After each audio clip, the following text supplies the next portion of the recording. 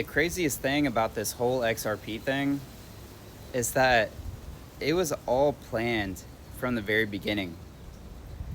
When you know how the government and the powers that be play the game, you can't get played, and you understand what their next move is. XRP has already been positioned for where the next liquidity crisis is going to hit next.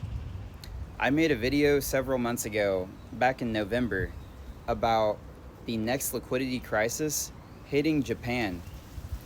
Japan is going to cause the reverse carry trade to happen when inflation hits Japan because of the oil crisis happening in Iran. XRP has been placed in Japan, within the central banks of Japan, for 2 years at this point. Why do we think that is? It was never if, it was always when will XRP be implemented? When will XRP be needed?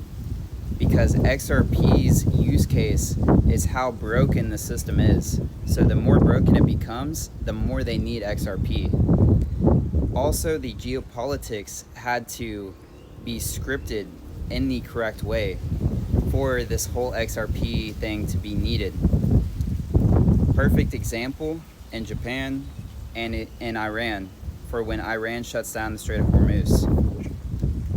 This is all happening in real time, guys. This is the best time to be an XRP holder. And I just want to say one last thing.